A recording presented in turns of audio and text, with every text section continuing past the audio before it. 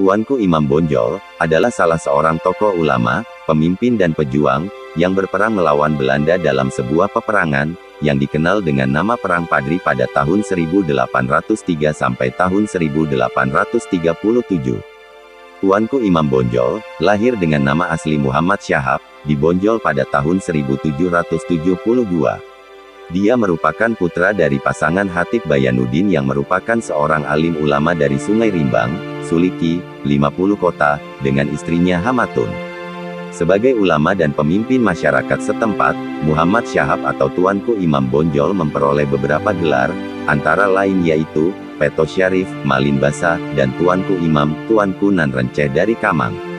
Agam sebagai salah seorang pemimpin dari Harimau Nan Salapan, adalah yang menunjuknya sebagai imam pemimpin bagi kaum Padri di Bonjol. Dia sendiri akhirnya lebih dikenal masyarakat dengan sebutan Tuanku Imam Bonjol. Nama Tuanku Imam Bonjol dikenal sebagai pemuka agama Islam dengan pribadi yang santun. Sosok Tuanku Imam Bonjol hingga kini tidak bisa dilepaskan dari kaum Padri. Kaum Padri merupakan sebutan yang diberikan kepada sekelompok masyarakat pendukung utama, penegakan syiar agama, dalam tatanan masyarakat yang zaman dulu populer di tanah Minangkabau, terutama pada masa Perang Padri. Kelompok ini merupakan penganut agama Islam yang menginginkan pelaksanaan hukum Islam secara menyeluruh di Kerajaan Pagaruyung. Keterlibatan Tuanku Imam Bonjol sendiri dalam Perang Padri bermula saat dirinya diminta menjadi pemimpin kaum Padri dalam Perang Padri setelah sebelumnya dia ditunjuk oleh Tuanku Nan Renceh sebagai imam di Bonjol. Tuanku Imam Bonjol dipercaya untuk menjadi pemimpin sekaligus panglima perang setelah Tuanku Nan Renceh meninggal dunia. Tuanku Nan Renceh merupakan salah satu anggota Harimau Nan Salapan yang merupakan sebutan untuk pimpinan beberapa perguruan yang kemudian menjadi pemimpin dari kaum Padri. Dengan ditunjuknya sebagai pemimpin, maka kini komando kaum Padri ada di tangan Tuanku Imam Bonjol. Sebagai pemimpin, Tuanku Imam Bonjol harus mewujudkan cita-cita yang diimpikan oleh pemimpin kaum Padri sebelumnya, walaupun harus melalui peperangan. Perang Padri muncul sebagai sarana kaum Padri atau kaum ulama dalam menentang perbuatan-perbuatan yang marak waktu itu di kalangan masyarakat, yang dilindungi oleh para penguasa setempat dalam kawasan Kerajaan Pagaruyung, seperti kesyirikan, mendatangi kuburan-kuburan keramat perjudian, penyabungan ayam, penggunaan madat opium, minuman keras, tembakau dan umumnya pelonggaran pelaksanaan kewajiban ibadah agama Islam.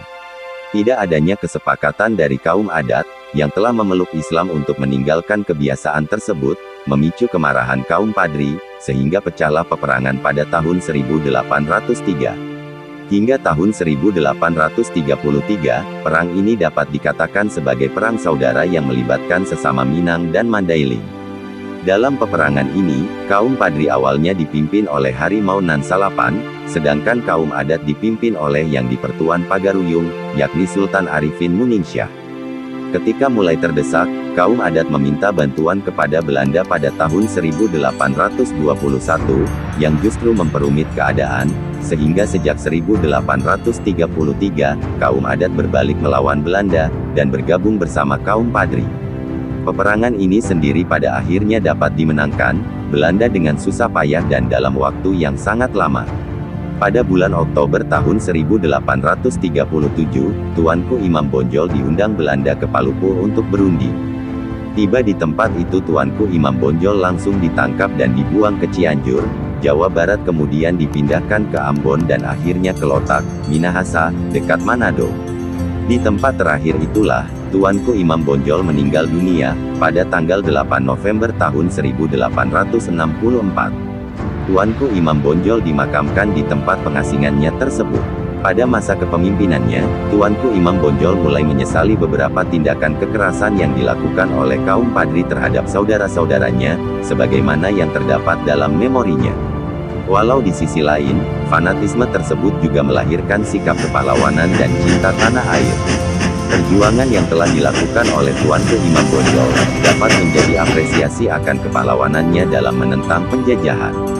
Sebagai penghargaan dari pemerintah Indonesia, yang mewakili rakyat Indonesia pada umumnya, Tuanku Imam Bonjol diangkat sebagai pahlawan nasional Indonesia, sejak tanggal 6 November tahun 1973.